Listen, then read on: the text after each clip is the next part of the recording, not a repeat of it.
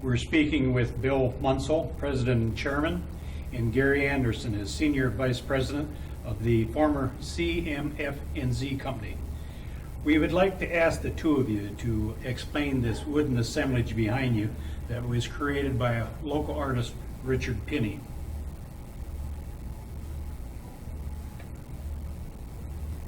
Bill, was this assemblage, was this commemorating some type of an anniversary of your company? You bet. This was a celebration of 50 years of being in business. Had you known Richard Pinney? I knew Dick Pinney from back in the time when we were in college together back in the late 40s down in Iowa City. Had you seen any of his works or similar works that he had done? Oh my, yes. Dick was well known in the community, and he did a lot of different things, not the least of which was work such as this. There were others in the community, and as a matter of fact, I had one in my home. Was he trying to tell a story with this board that he had created for you? You bet he was. Dick was a great storyteller, and Dick was very much into this particular business. He was involved in promotion business. He was involved in writing. He was involved in music. So he knew a good many of the operational aspects of an advertising agency, and he really had an interest in doing this, and he and I had talked about doing it for many, many years. But we saved it for the celebration of the 50th anniversary. Tell us a little bit about the history of your company, how it started out. Well, the W.D. Linn Company began in 1939. The W.D. Linn Company and subsequently CMF&Z was an advertising agency. And as an advertising agency, we did a lot of other things, including public relations and design. 1939, when Wally Lyon and Bob Cresswell were the founders and operations guys, we were just getting started, and the business actually started installing window displays. It was interrupted, of course, by the war. Wally's wife, Inez, kept the business going from 1941 until about 44 or 5, thereabouts. Without her, we wouldn't have made it through the war. I noticed down at the bottom of the board there's a structure that says bank across the top. Down toward the bottom, Bill? Down here, bank, that would be symbolic of Merchants National Bank. We were in the Merchants National Bank building in the 70s.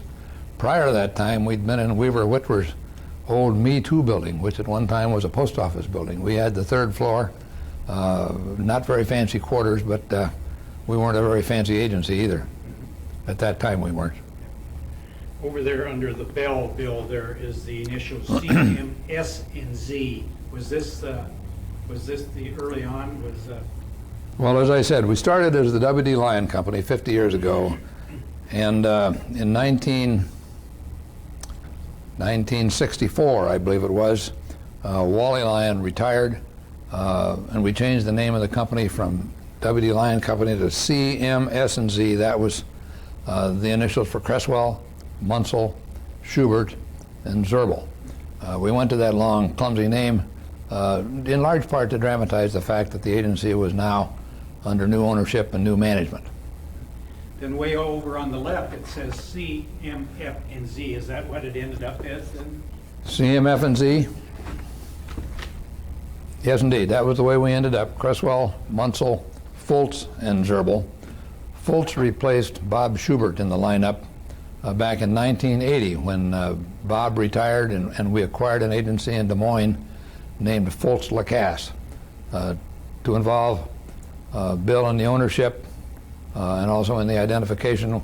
Schubert dropped his name out and the S became an F, CM, F and Z. And down at the bottom of the board there's it looks like a mission statement. Was this something that every company was, or every employee was encouraged to believe in? You're talking about this, I believe, which says, what's best for our clients is best for the agency and its people. I would call that a fundamental statement about what we really believed as it relates to how you operate the place to be of service to clients. I must confess I stole that line from a mentor of mine up in Minneapolis, Al Whitman, with whom I work very closely. He was the president at Campbell Methune. And it was really his belief that I thought was so sound, I wanted to pick it up and adapt it to our group when I came here. What's best for the client is best for the agency and its people. fundamental truth. Board and the green pen. Gary, you were senior vice president of the company. Did you come up through the ranks? With the Yes, I came from Des Moines, worked for Look magazine, and I was then became an art director with the agency, and eventually became design director. So how many years were you with the company? 30.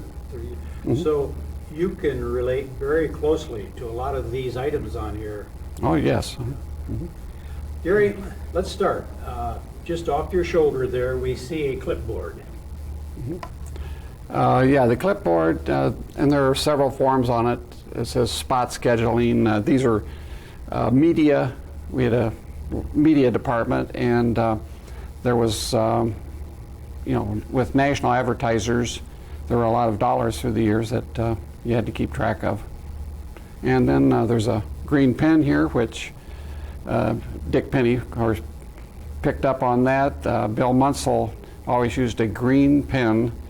As you'd see a note or one of these forms come around, and if it had a little writing on it in green, it was usually from Bill. And you should pay special attention to it. Oh, you bet. And the telephone? Well, of course, like most offices, we had telephones, and not quite like this one, but again, that's a little bit of Dick's humor there, showing one from like the 30s. A lot of your business was done by phone, yes. And the computer, did you have any computers early on? Not until probably into the like early 80s, I suppose. And then as far as myself, like in the art department, we really didn't get into the computers until the 90s. And just to the right of the computer, I see what you would call a push pin. It's a little larger than the push pins are, but we would use those when we would be making presentations in the boardroom to clients, and we wanted the whole wall was such that you could put something up on the wall, a layout or whatever, put a push pin in it. And then just below that, the television camera. Yeah, in the agency business, well, we did a lot of television for all of the many clients. At one time we had, did a lot of TV for Pioneer, Hybrid, for Hy-Vee, for Harvest Store, for, locally, Merchants National Bank. And just to the left of the camera, there's a round scale. Now, this was a scale where art directors used that quite a bit when we would be sizing something. We might have a 35 millimeter slide that we're going to then blow up, and we'd have to be able to tell the people at the printing company how big they'd have to make separation. So by using this, we'd measure, okay, it's 1 inch across on the slide, and I want to blow that up to 8.5 inches, and this would tell us the percentage. And just to the right of the camera, there is a logo. Yes, this was in 1975, I believe, was when we built the new office building. 76, we needed to call the area something, and so we called it Signal Ridge.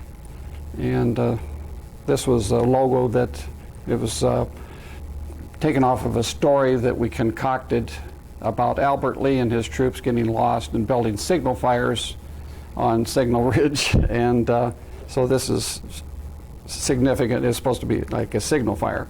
And we used that throughout the building. We had a lot of glass doors and things, and so we had those symbols about halfway up so people wouldn't keep running into doors. The mailbox, Gary? This is significant about our direct marketing department. Direct marketing became a division of the company. And over to the right, there's an award, a gold award, the Telly Award. Explain the Telly Award. Okay, this was this particular one, it says media promotion, but it was an award that was a television award, for a particular TV spot. And then just to the left of that, is that a tree, symbol of a tree? This is the symbol for the Tree of Five Seasons. This is something that I designed for the city in, I think that was about 1975. 60, late 60s. Well, the design was, this was later. This was done when we came up with the City of Five Seasons, the Five Seasons Country idea for the center, and it's on all the street signs in the city. And then about 20 years later, then I designed the Tree of Five Seasons, which is in downtown Cedar Rapids. And just to the above that, we have a turntable that. Yeah, this was, we did a lot of recording of things. We had a sound booth, and this is the old type turntable. Years later, with the advent of tape, that's the way we did most of the things. And then just to the right of that, there is it looks like a logo. Mm-hmm. This was my group and the company. It was called Design 4. And it operated, we had our own clients. And so the largest client that Design 4 had was Deere & Company. And we did a lot of, we got into logo design and packaging and annual reports, did Deere & Company's annual report for several years. Then up above that, there's a camera. Mm-hmm. Photography in the agency business is a big part of the business. Art directors would work with photographers on shooting products, bags of Pioneer corn, food for Better Homes and Gardens, things like that. Then over to the right of that, it looks like an engraving mat. Yeah, in the engravings were made and used by the newspapers probably up into the 60s, I suppose. And then, like the Gazette, got away from being letterpress. They were one of the first papers, really, to, in the Midwest, to, get away from that form. The microphone and the tapes there. Again, we did a lot of recordings of things, especially at times when we would do slide presentations. Slide presentations were really a big way to make presentations to clients back in the 50s and 60s, 70s. That was before the computers and yeah. What was the symbol of the chicken? Well, I would say that the reason he had that, we did a lot of work. Many of our clients were agricultural clients, and so there were like a feed company that had chicken feed, and then beef, and then there was clients. We had one from St. Paul that was made clean-in-place systems for poultry operations, things like that. Although Dick may have stuck that in there because one time we went into a operation where they had a bunch of chickens in this building. When the flash went off from the camera, I think about 600 chickens smothered to death. So that was not good. So Dick may have picked up on that.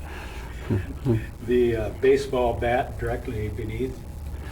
At the time when this was made, I know we had a men's softball team, and then later, not too much later, then we had co-ed teams. We actually had 3 teams, and the employees enjoyed that quite a bit.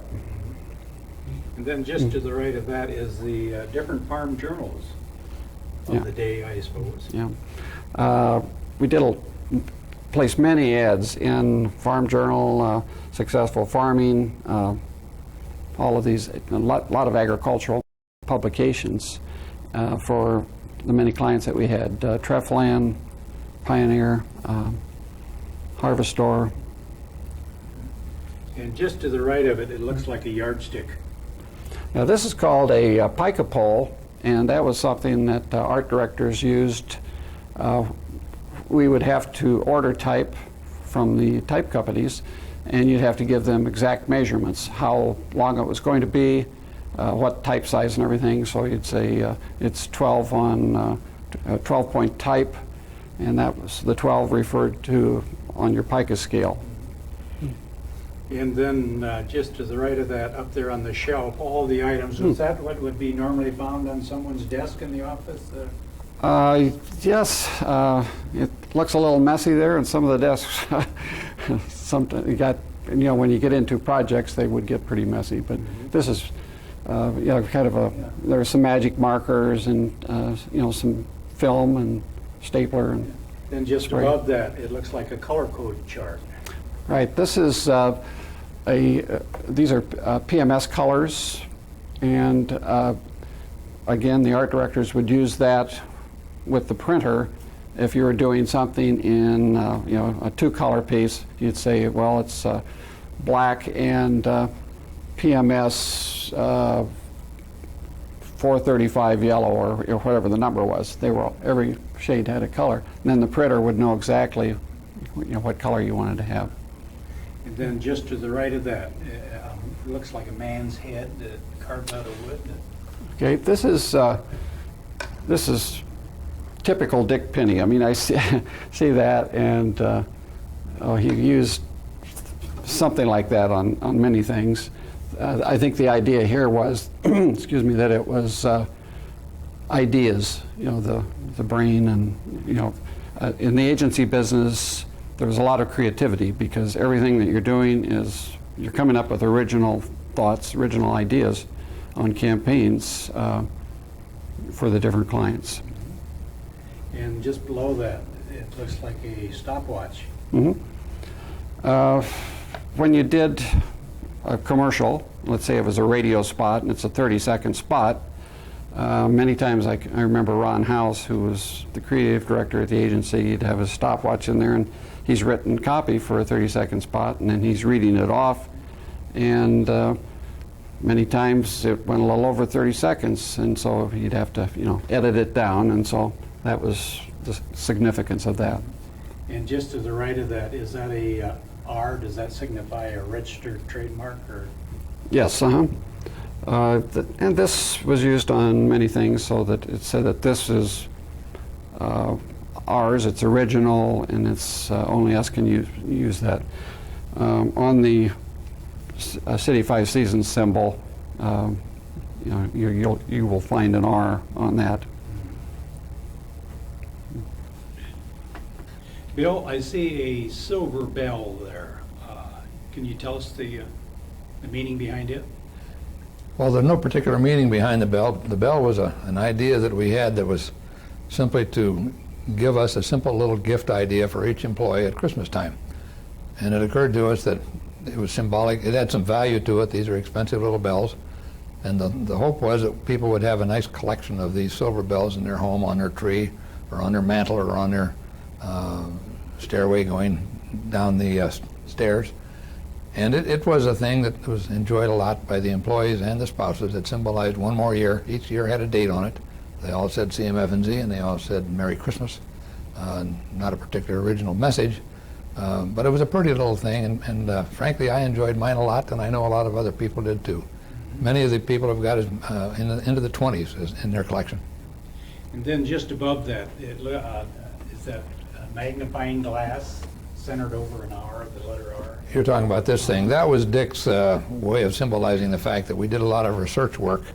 As you might understand, the more you know about a client's product and the people who consume it, the better the communications are going to be about that product. And that was his way of saying that we did a lot of research. And then just above it, there's the Signal Ridge sign. Well, Signal Ridge, as Gary explained earlier, was the identification of the place where we had the building. It was a 6-acre site, highly wooded, heavily wooded, a lovely site. We had no need to be downtown, and so we looked for a site that would be out. It was in the country at that time, because it was a relaxing atmosphere, a creative atmosphere. It was, as he explained, we named the place Signal Ridge. Is that on Glass Road? Glass Road, and that was the mark that we used to identify the building as you drove into the parking lot. Wait a minute. Just to the right of the pica scale, there is a rose. Roses were something that we used to identify the fact that an employee was having a birthday. And on each employee's birthday, we bought a rose, which we sent to their desk, along with a little, very individual note that I wrote. That got to be a lot of notes over the years. But it was something that people appreciated very much. And it did call attention to that employee on that particularly important day of everybody's life, the birthday. And then just to the right of that, the public relations and the horn. Well, again, that's Dick's way of symbolizing the fact that we were in the PR business, blowing of the horn, if you so to speak. Blowing your own horn. Yes, or a client's horn. And then just below that, the limo.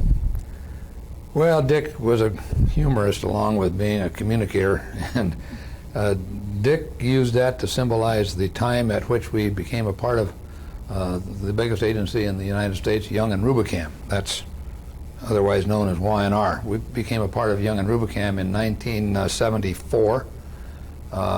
We kept our own identity, CMF&Z, S&Z then, later became CMF&Z. But Y&R became our parent company. It was a proud moment. It was the biggest agency in the United States and one of the biggest in the world. And then up in the right-hand corner, there is a copy of the Wall Street Journal, framed. Tell us the story behind that, Bill. You're talking about this section right up in here. Well, that Wall Street Journal piece that he's put into this collage here was a reprint of a story that the Wall Street Journal ran in 1975. It was a front-page story featuring a particularly interesting campaign that we had developed. Very unusual thing for the Wall Street Journal to pick a piece of advertising and feature it on their front page. It had come from the Midwest especially. And particularly from something that came from outside of New York City. This one came from the Midwest, and it was on an agricultural product. The name of the product was Boar Power. Boar Power was the brand that we developed to symbolize swine breeding stock, hybrid swine breeding stock. The campaign was famous, or it wouldn't have been in the Wall Street Journal. We did one particular commercial that was noteworthy, and it was a very simple takeoff of an old hair coloring commercial that had been done for females years and years ago, and it began with the boar over here and the gilt over here, and with nothing but nice little piano music coming along. They're coming closer and closer and closer together. It's becoming a romantic moment. And at the very end, they touch noses, and the announcer then says the only copy you hear in the whole commercial: "Our boars are lovers." Boar Power. The name Boar Power came from a focus group that Jeff Davis did back in the early 70s, when he asked the group, "What are you looking for when you're looking for a new boar?" And one guy spoke up instantly and said, "Boar Power." Well, that was enough to ignite the minds of Bill Fritz and Ron Howes, who were in the group. And before that session was over, they were doing ads featuring, in big broad type, Boar Power. Very strong. It was quite a campaign, and it probably was the campaign that put us on the map. Helped in no small part by the story in the Wall Street Journal. Wall Street Journal had never run a story of that sort. Your company was heavily involved in agribusiness type advertising, was it not? Yes, we were. Beginning in the early 70s, we got our focus really onto the agricultural subject and began to develop some real expertise in that particular category. By the late 70s, we were the #1 agricultural advertising agency in the country, and that particular spot was enjoyed well up until the late 80s. And directly below that, there's FFA, would that have been the Future Farmers of America? FFA was indeed, that was Future Farmers of America. That was a revised logo that Gary worked on. I was involved with the Future Farmers of America Foundation. I was on their board for a long time and president at one point. I thought the FFA was the greatest collection of kids I'd ever seen anywhere in the world. It was the only meeting I went to all year long where I felt better when I came home than when I went. And then just to the right of that, there is another initials, FLNA. That was the logo of Fultz, Lacasse, and Associates, the agency we acquired in Des Moines in 1980. And That was the F. Excuse me. And then down below in the corner of the board, the farm scene. Well, I think Dick just used that to symbolize our importance in the agricultural world. This photograph, was this the employees at any one particular time in the company? I think you're referring to this collection of what I'll call heads for the moment. Yes, that was a part of the employee photographs that is included in this particular piece. Every employee that we had on staff in any office in the country at the time being 1989, is represented in this piece somewhere. There's another little collection of them. Here's a collection. There's another one down there. Not very big, but terribly important, because without the people, we were nothing. When Richard Pinney had finished creating this, did you display it in your office at Signal Ridge? Oh yes, we did. It was the single biggest piece anybody would see walking into our lobby. It occupied a space that, as you can see, Gary, how big is that? About 14 feet? About 12. 12 feet? Well, whatever it is, it was the feature visual as you walked into our lobby, and it stayed there for many, many years. Now, I'm particularly pleased that it's where it is today here at the museum, because it almost went to the junkyard.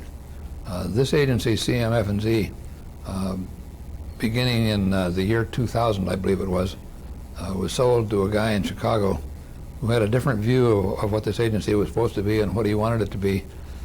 He proceeded to run it into the ground. It's no longer in business today. The business was closed in mid 2002. All the employees, of course, had to leave. The building was not occupied any longer. This was headed for the junkyard when I had a call one day from Gary Anderson telling me he'd had a call from the site and they were getting ready to put it on a truck and take it to the dump.